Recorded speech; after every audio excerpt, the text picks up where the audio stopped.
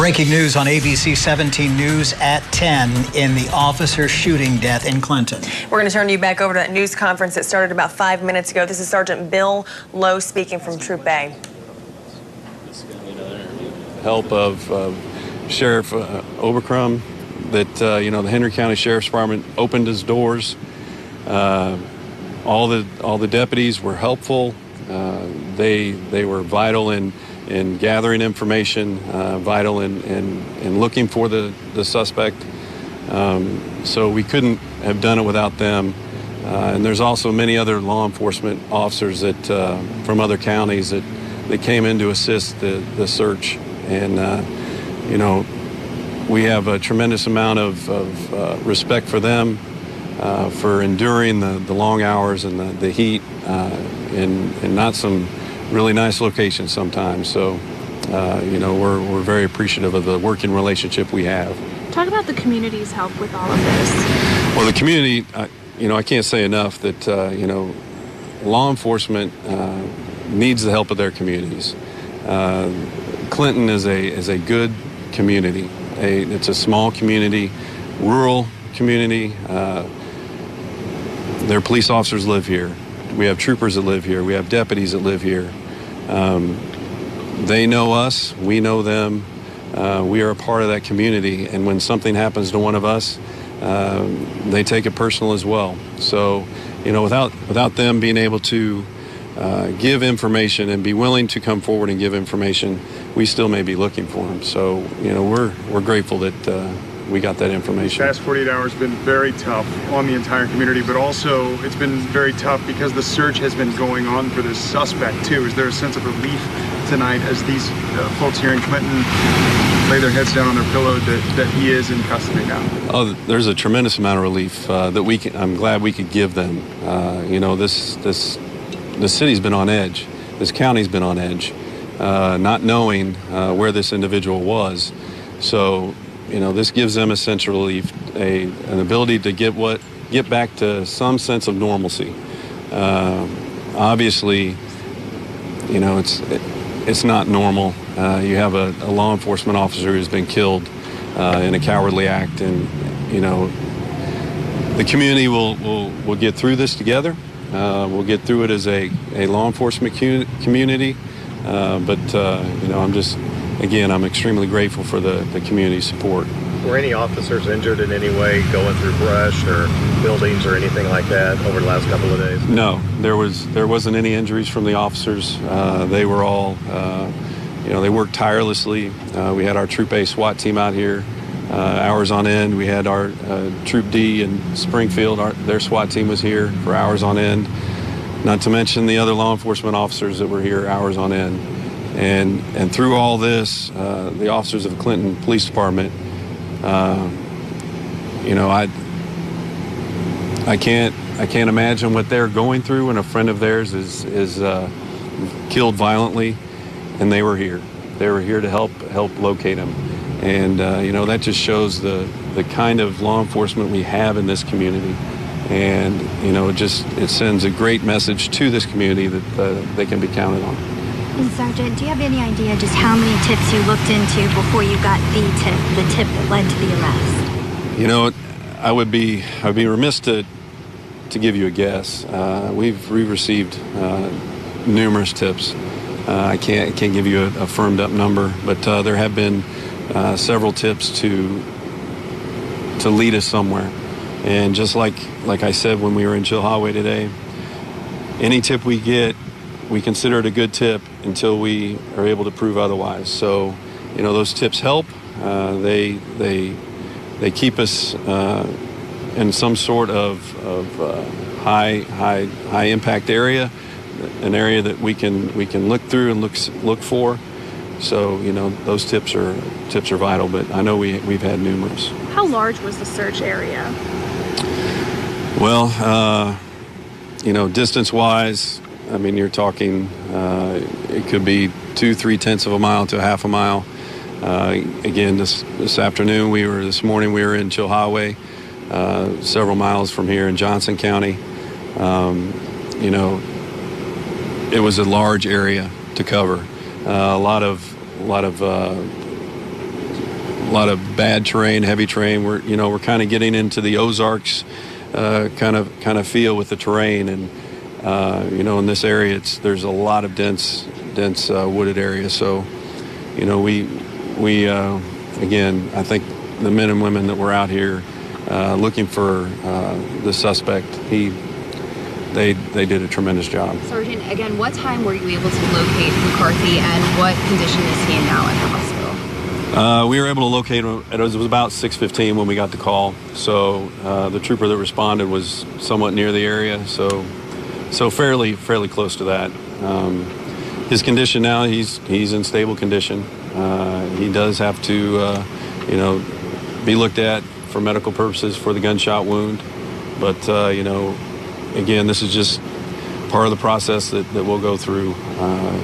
I'm just glad he's been apprehended and he can be brought to justice. Will he stay in Clinton? I'm sorry? For medical treatment? He is not in Clinton for medical conditions. He was transported to a hospital in Kansas City. Oh, he went to Kansas City then? He did, Okay. yes. Was he life-flighted to Kansas City or? No, he by was transported by ambulance. Taken by ambulance, okay. Yeah. Gotcha. I'm sorry, can you repeat that, where he went for treatment? He went to a hospital in Kansas City. And so when the trooper that was closest to that proximity came, was it just him saying, stop, freeze, stay right there, put him in cuffs? Because I know you said no, there was no incident, but was it that simple, for lack of a better word, there towards the end? Well, like I've said before, there isn't a traffic stop that's normal. There isn't a check on any pedestrian that's normal. We're trained to make contact with individuals and make sure that they aren't a threat to the community or ourselves. So when the trooper responded, there was no immediate threat to him. He did his job in a very professional and exemplary manner. He was able to ascertain just who he had, and he was able to secure him without incident. So that's all we ask. We have been listening to Sergeant Bill Lowe with Missouri Highway Patrol talking about You bet. this. You are watching breaking news on ABC 17 News at 9 on Fox 22 KQFX. We are going to conclude our coverage on Fox and return you to regular programming. But for our viewers on ABC 17 KMIZ, we're continuing with ABC 17 News at 10, where we have just heard Sergeant Bill Lowe with the Highway Patrol tell us that Ian McCarthy was taken into custody shortly after 6 tonight. He is the lone suspect in the shooting death of Officer Gary Michael. And then earlier on, they said about 6:15 tonight, a passerby called in saying that someone was walking alongside of the road in Urick, Missouri. That's when they did realize that it was Ian McCarthy. They said that he's been cooperative through the whole ordeal. He did sustain a gunshot wound, and that goes back to after Officer Michael was shot. He was still able to return fire to the suspect, which is McCarthy. He was taken to a hospital in Kansas City by ambulance, but he is stable. He will be under incredible protection and guard. They won't let him go this time, I would imagine. That will also serve that gunshot wound as evidence in this case, I'm sure. They did say they were still looking for a weapon as he was unarmed when they found him. And ABC 17's Deborah Kendrick is in Clinton. She has been following this story in all of the travels that it's taken throughout the evening. We'll be touching back with her in just a moment. But we also have some other big news to get to tonight, and that is Your Voice, Your Vote 2017, where tonight we already have some results in today's special election. In just the last hour, Republican Sarah Walsh was declared the winner over Democrat Michaela Skelton for an open seat in the Missouri House. And we're going to check in with ABC 17's Lucas Geiser, who has been following the 50th, and he joins us now from Ashland. Lucas? Joey and Ashley, we are here at Pizza House in Ashland, where Sarah Walsh won the 50th House District, Republican, keeping that seat in GOP hands. Heading there later this session, I want to bring in the newly elected representative, Sarah Walsh, with us now. Sarah, thank you so much for your time. I know it doesn't look like it right now as the camera sort of looks back here at the venue. This was a packed house tonight for several hours, especially with lots of different Republican representatives and senators that were here to support you. You got a lot of support across the state. How were you able to bring that together for this campaign here in mid-Missouri? Well, you know, it was just, it all really did come down. I mean, we had a lot of support from people of all different walks of life, helping going door to door and helping us win behind the scenes and in front of the scenes. However, it truly did, though, at the end of the day, it comes down to the people. It comes down to the people of the 50th District who made that choice and made that vote. And I just thank everyone for voting for me. And I just look forward to serving the 50th District with integrity and honor. Before you know it, we will be down in Jefferson City for the session where you will be serving coming up in January. When you get to Jefferson City in this next year, what does Representative Walsh want to get done? Well, the work of the people. And so the exact specific details, I'll obviously stay true to my campaign promises. But so far as specifics of that, I want to talk to the people. I'm running to be a full-time representative. I will be a full-time representative. So when I'm not in Jefferson City, I'll be in the district. And I want to have sit-down meetings with people and get more. See, I heard a little bit of detail at the door as I went door to door, but it's been an accelerated campaign being a special election. So I want to hear more from the people and be able to put that into some tangible ideas. And now, can we expect, again, even after the session, your seat will come up for re-election again? Can people expect you to run again for another 2-year term in 2018? Yes.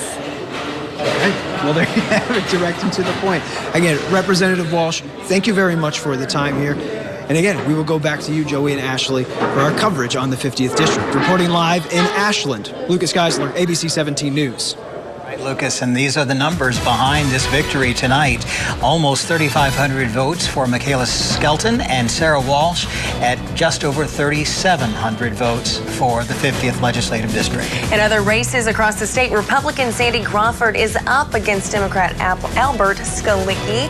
The 28th District seat actually opened after Republican Mike Parson won Lieutenant Governor's seat. As you can see, 100% reporting.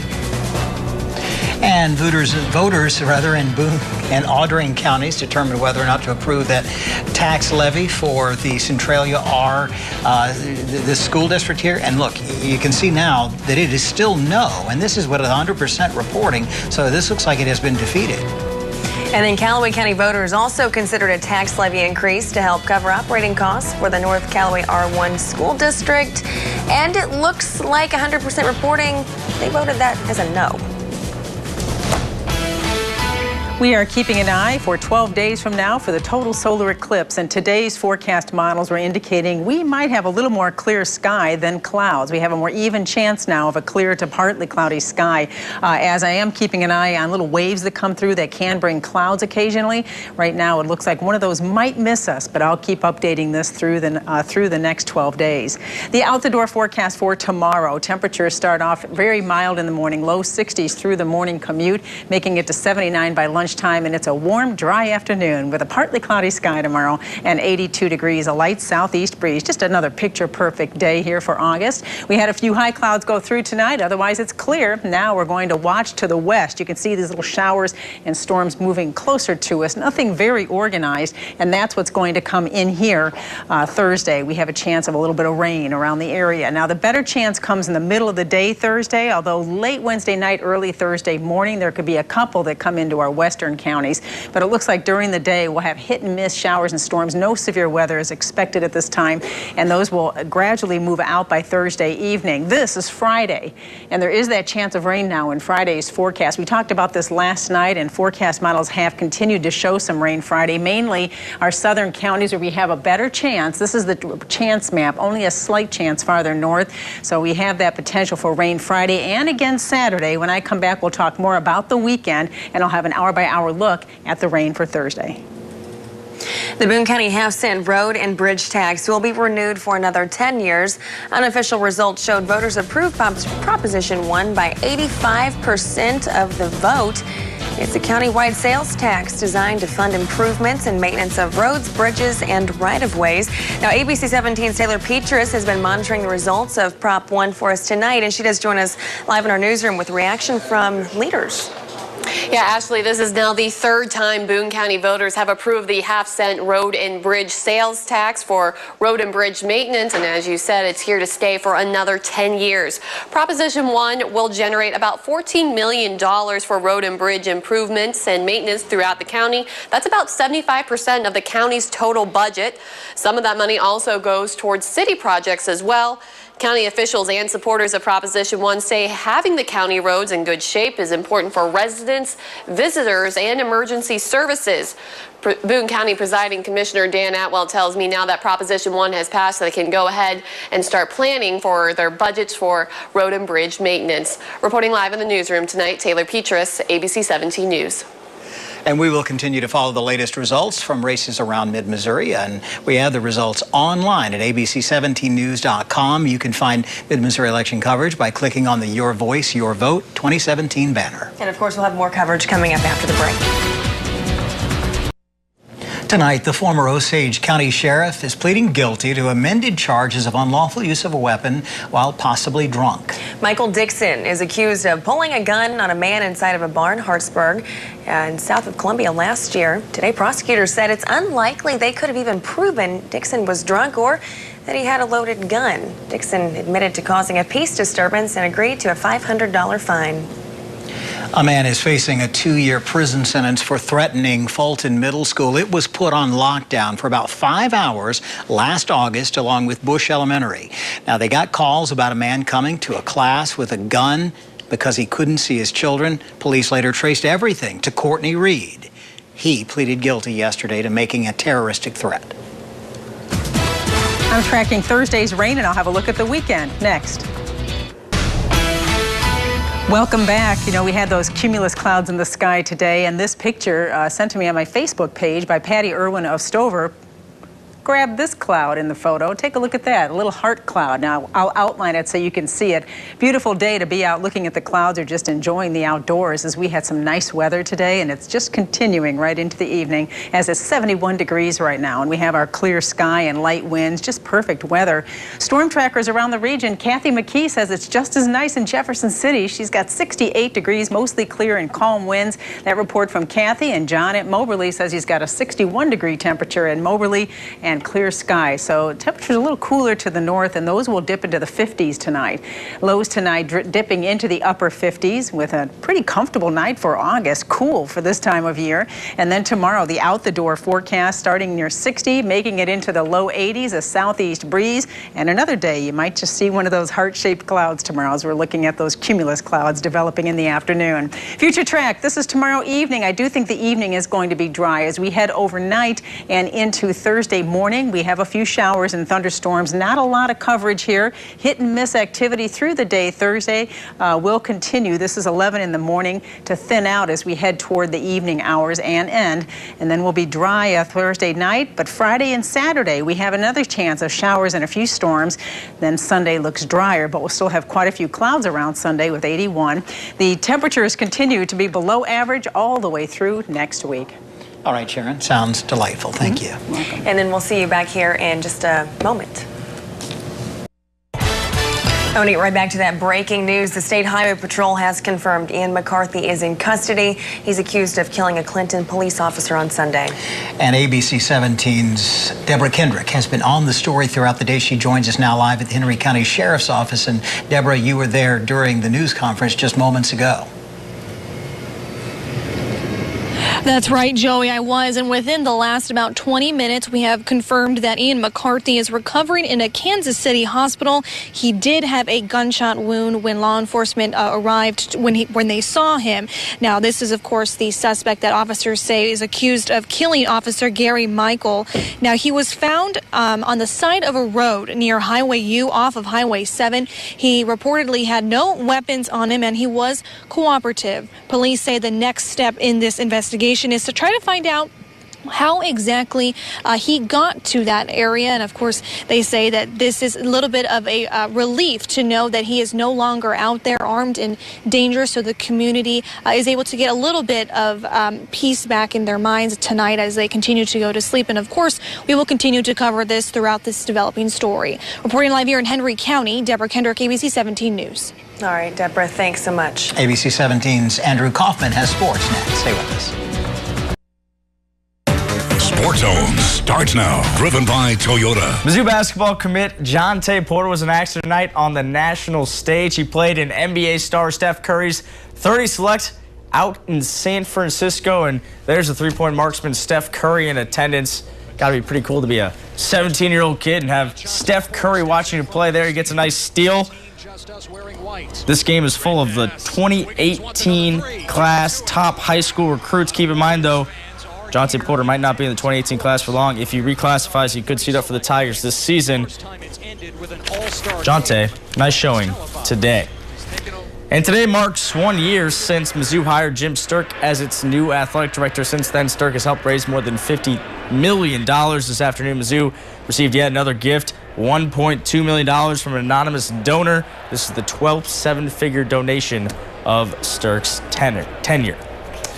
Well, former Mizzou football player Donovan Newsome is at the Stanford Medical Center tonight after doctors diagnosed him with a concussion. It was a scary scene at the San Francisco 49ers training camp this afternoon. The former Tigers linebacker left practice in an ambulance after colliding with a teammate. Fortunately, there was no cervical spine fractures. Remember, Newsome went undrafted this past April, but he has since made the 49ers practice squad. Former Mizzou basketball player Kim English on the move. He's headed to Colorado to be an assistant basketball coach. Kim spent the last 2 seasons at Tulsa under former MU basketball coach Frank Haith. Now English will be under head coach Tad Boyle, who, unfortunately, a former Kansas Jayhawk. Well, the I-70 series continues tonight. Kansas City hosting the Redbirds. Cards get the best of them yesterday. Today, well, starts off with Chesler Cuthbert, fresh from his stint on the DL, and now he's getting a bases clearing double. But then in the 5th inning, Cards explode. Randall Grichuk starts things off with a solo shot. Later in the inning, Jed Jerko also went deep. Cards win 10-3. And Sharon will have another look at your forecast after this. Tomorrow looks like a nice day. Temperatures mild in the morning, warm in the afternoon, and dry, partly cloudy skies, a southeast light breeze. And Thursday we'll be dodging a few showers and thunderstorms that move through. Possible showers again Friday. Most of those will fall south of Interstate 70. Thank you, Sharon. Everyone, thanks for joining us. Kimmel's next. Good night.